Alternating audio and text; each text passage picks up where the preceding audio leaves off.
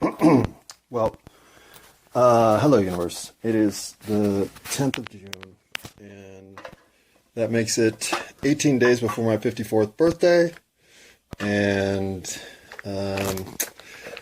there are a few things you should know if you're listening to this. Number one, I guess I'm grateful because I now have enough download activity that makes me think some of you are listening to me regularly. That takes some endurance on your part, so well done. You have a listening ear above most and patience above all. And those aren't the only things you'll need to put up with listening to me, because I swear a lot, I go off topic, I lose thoughts. I'm constantly talking about myself, pretty much only myself. And I'm prone to fits of sobbing, emotional outbursts. Yeah. And my dog usually snores her way through these. It's my cat sleeping at the moment. And what else do you have to put up with? Oh, bodily functions, I'm sure. Just rude audio noises in general. Who knows? I'm not an audio engineer. I'm not coming to you from a studio. I'm coming from you. I'm coming from you? I'm coming on you. I'm coming to you. Oh, comedy. I'm coming to you from a Samsung Galaxy S4, which in itself is comical.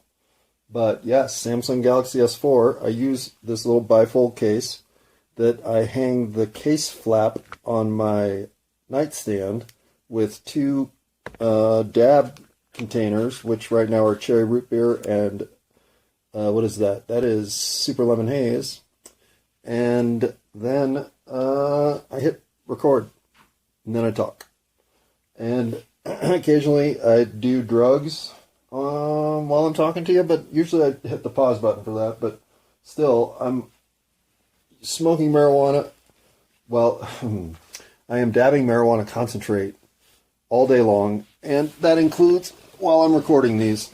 And since I no longer have a job, that doesn't include at work, which I wasn't at. Well, I was using a vaporizer. That's a little different, but you know. And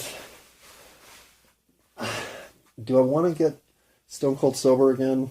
Probably.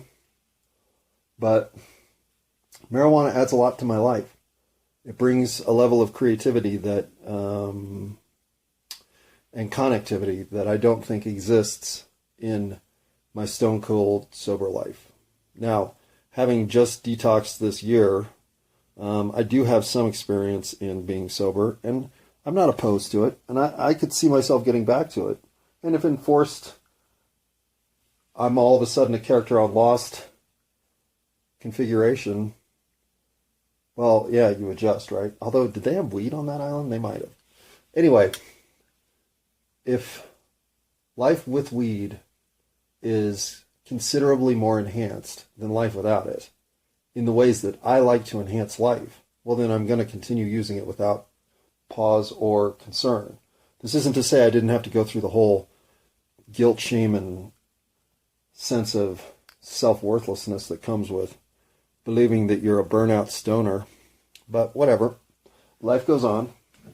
And in many ways, the way life has gone on for me has been to finally ascend to a position where I'm comfortable. I know I'm serving a purpose that is of great value to me, and seems to be a place where I can have the type of give and take that will end up justifying a life of purpose as I know it to be.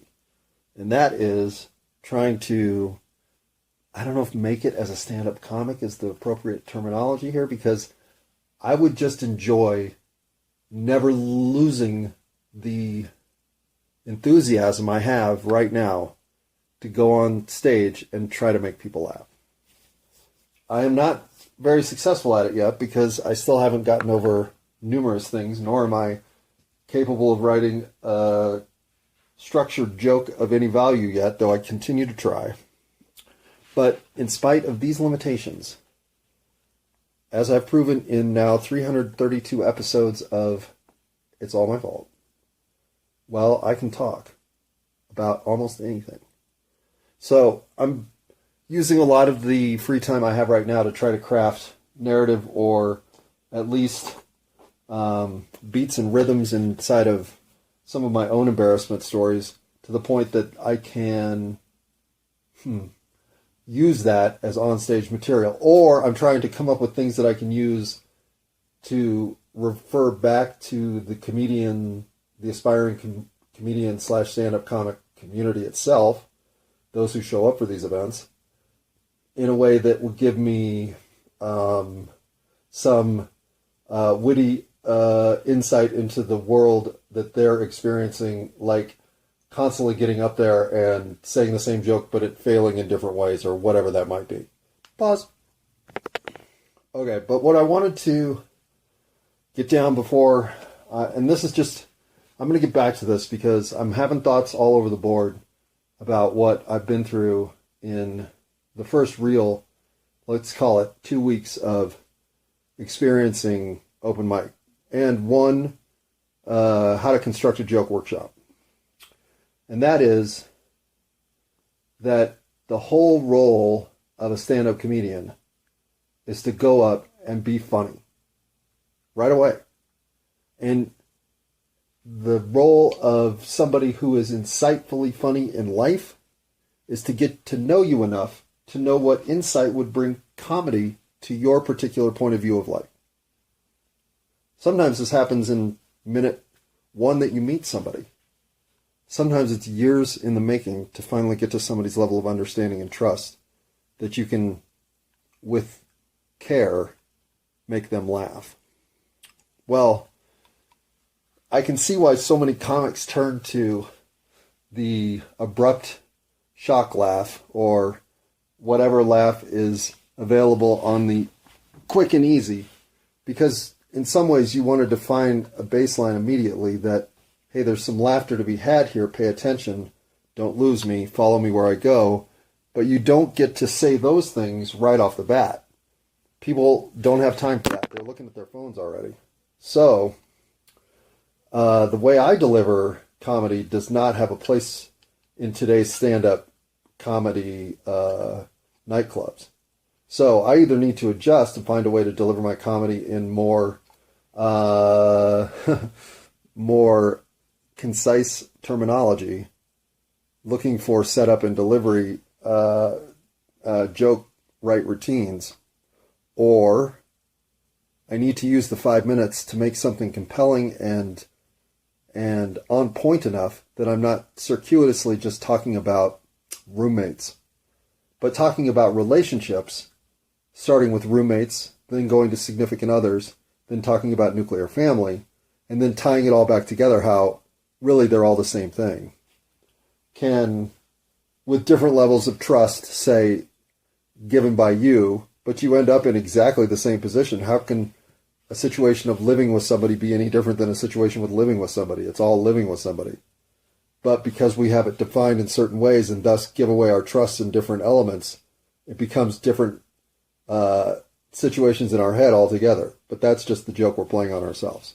So that, over the course of 5 minutes, could be really clever and instinctive, insightful, whatever, enough that if you tied it all together, would make the 5 minutes worthwhile. But that is, I think, way more challenging than just coming up with 5 minutes of, the reason that I don't want to own a futon anymore is I just kept leaving dirty condoms in it. Okay. I mean, yeah, we get it, but it's not funny. So that is essentially the level of comedy that currently exists in open mic night failure. The clever comics are people who are being a lot more adventurous in what their material is. But like I said, if you're going to talk about relationships, well, you better have something really clever to say immediately, or you better be able to tie it all together to something that we can all identify with. And that part I think I can do, but getting there in a routine form where I can execute it in front of a room full of people who don't know me, who are looking at me like, is this going to get anywhere? Is this going to get anywhere? This is fucking stupid. Can be a lot more challenging than talking like this into a microphone while I'm cleaning my pipe. So, all right. I guess it's time for me to go do some dabbing. Time for you to probably think, what am I doing with my life listening to this muck? And if you decide to tune into the next part, well, I'll have played tennis, I'll have paid my AT&T bill, and I'll have wondered, where am I going to get the money to pay my next AT&T bill? That is what's on deck. Pause. Okay, well, it's now 3:33 in the morning, and it's June 11th.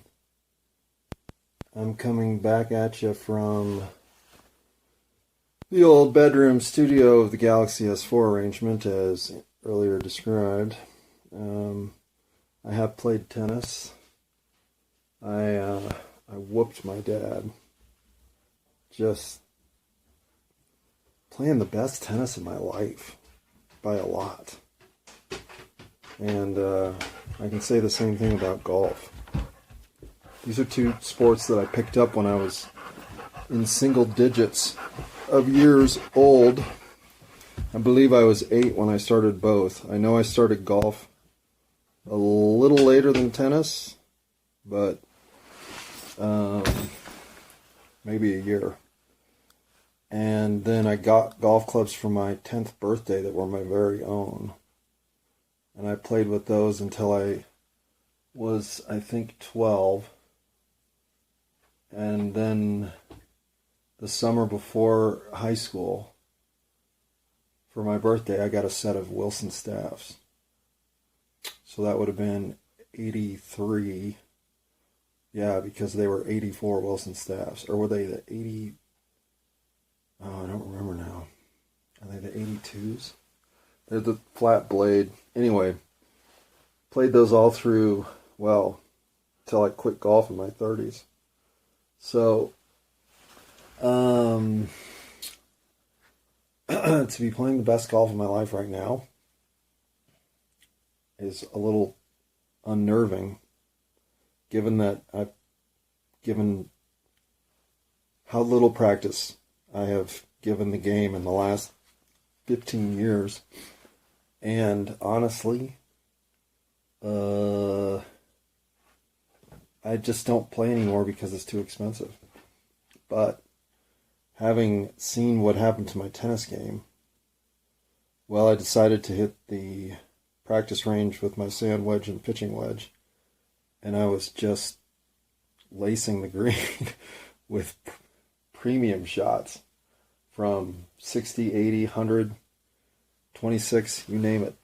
Out of the rough, out of the trap, anywhere that I wanted to put the ball with a variety of about 4 clubs. Well, I'd say 8 out of 10 shots were exactly where I wanted them, and the other 2 were results I could certainly live with. So, decided to tee up one round of golf at the course that is, well, I don't know if it's the easiest course in Denver, but it's close. And, while I didn't shoot under par, I carried a 1 under all the way to the 16th hole after I'd gotten as low as 3 on the 7th hole. And on 7, I made a shocking birdie. I chipped in from like 40 feet. And it was an easy chip in, but still chipping in for birdie is shocking. So that took me to 3 under after 7. And I'd had 1 bogey, so I'd also had an eagle. And then I had birdied the first hole. So, yeah, 3 under after 7, I finished +1. But, I mean, I don't think I had a bad tee shot all day. And the eagle was on a hole that's a little bit, should be a par 4. Should be a great par 4. So I consider that a birdie. So really it's carded at 71, plays to 70. I think the slope on it is something like 67.8 or 68.2, or it ain't great. So shooting +1 is an accomplishment given how little golf I've played. But given that I know the course, it's a little tilted in my favor. And like I said, I'm recognizing song lyrics from songs that I've been listening to my whole life, newly, as if I'm hearing with different ears. I don't have explanations for what's happening to me that's making me a more effective person. Why I'm comfortable now in a role of helping others through whatever chaos they're experiencing, as someone who is now settled, balanced, and tranquil to the point of confusion. I don't believe that this stability I've experienced recently has been due to a whole lot of my own creation. But I also know I'm not just running through a string of good luck. So why did my life change so markedly for the better? Why did I become so much better of a person? I don't know. Maybe I've been possessed by an angel. That's possible. But I do think I've come up with my 5-minute set for the workshop joke, crafted joke workshop. And being that this is my 332nd episode, I think what I wanted to do for my 333rd episode is not going to come through. And my 333rd episode means a lot to me. It's way more important than anything else coming up in the queue. Well, 369 is another episode that means a lot to me. But between those two, there's nothing until 444 that comes close. And 444 doesn't ring true. 420 will be a stupid episode. I mean, there's some fun in the 400s. There's 404. There's a couple in there that are fun. There's a fun run in the 5s too. But none of those numbers, I don't think, mean as much to me as 333 and 369. So, I'm a little irritated that I didn't take more time to make sure that I could get the 333 episode idea in check that I wanted. So that will have to move to 369. Which means I think my 333 episode should be a recording of me doing a stand-up set at an open mic event, either Monday night, Tuesday night, or Wednesday night. And I may cherry pick and record 2 or 3 and only upload the best one. Or I might record 2 or 3 and make that the episode.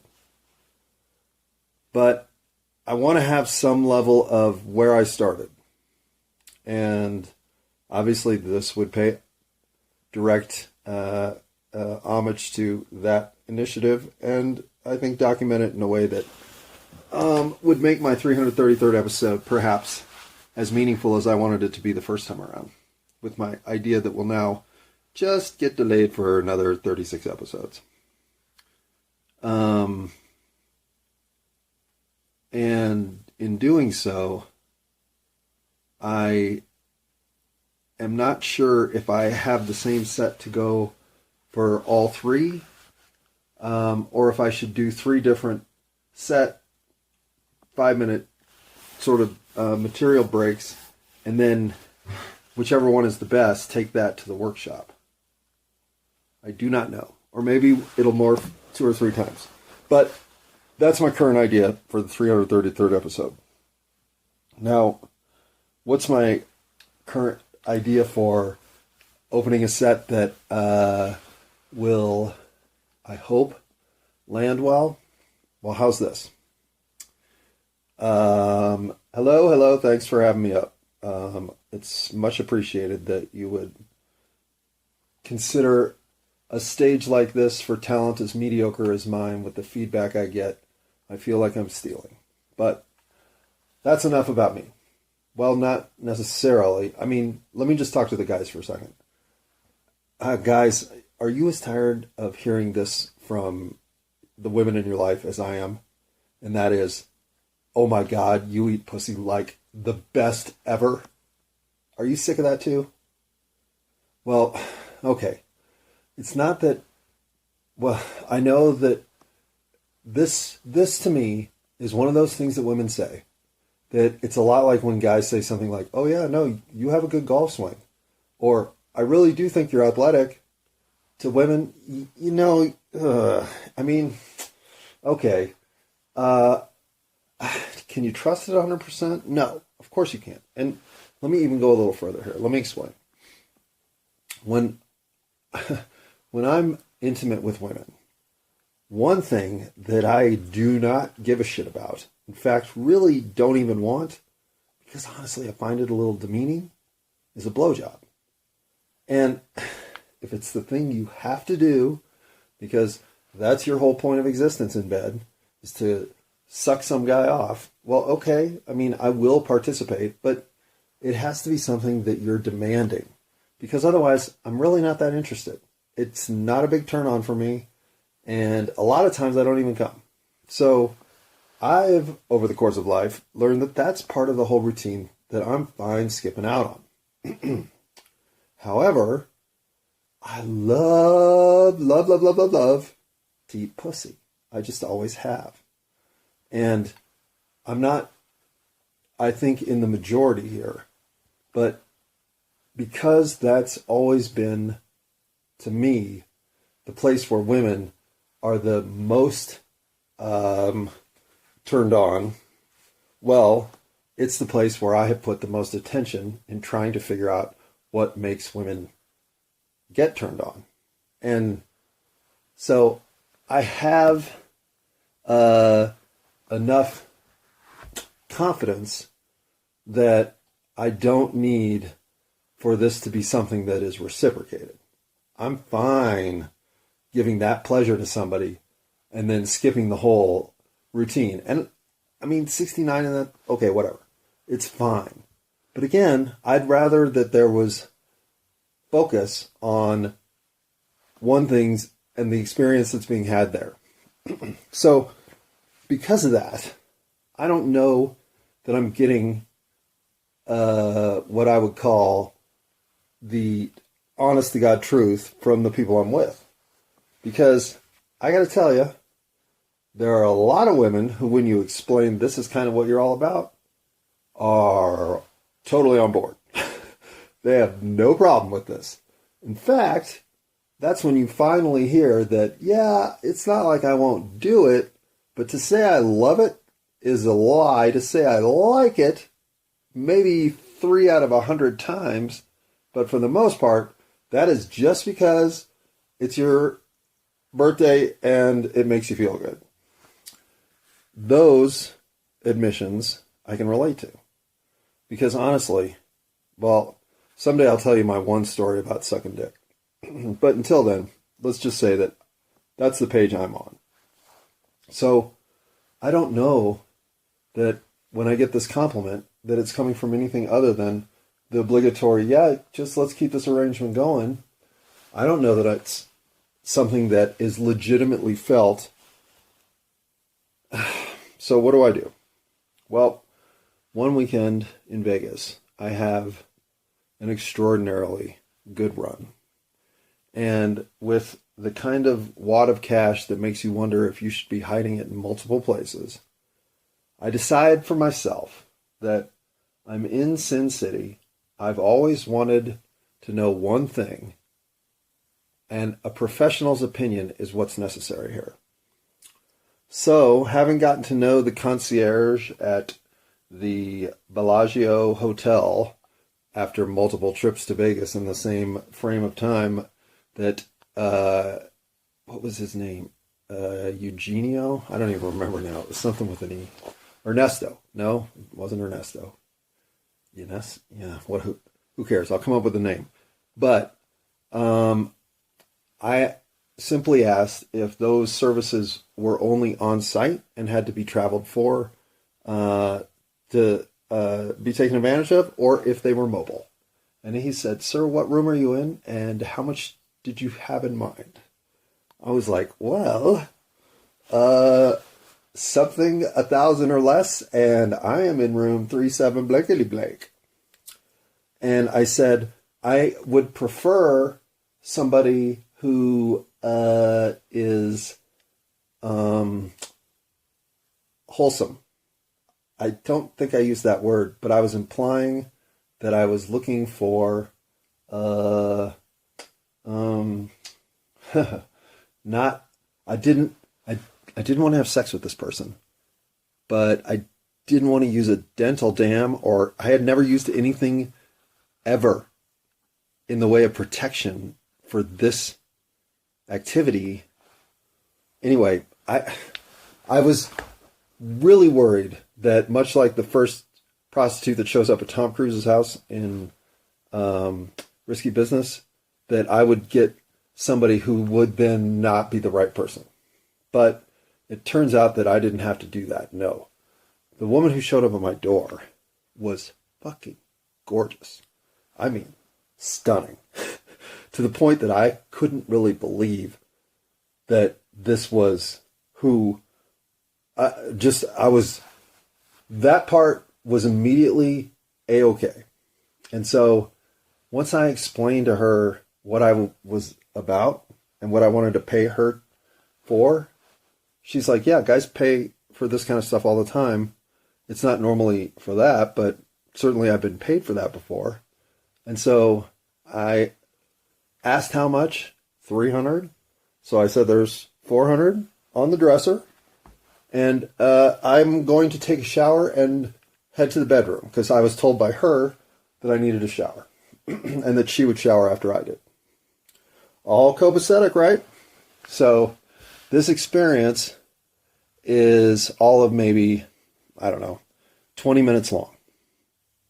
And in no part of it do I ever kiss her. And it starts with a massage. She's like, why don't you just give me a massage, and then I'll turn over at some point when I'm feeling more comfortable, and you can go from there. So after it's over, and she actually offered a free fuck if I was interested, with a condom, and I turned her down. I said, thank you, though. That was kind. And as she's getting dressed, I was like, I don't assume that you would have faked an orgasm with me. She's like, oh, darling, I didn't fake an orgasm. I had 3. And this is the compliment she pays me. She says to me, in fact, I'd say you eat pussy better than I suck cock. And I was like, well, that will work. And then she's like, no, I'll take it even further. You eat pussy better than I fuck. And to this day, I have to say, that is the greatest compliment I have ever received.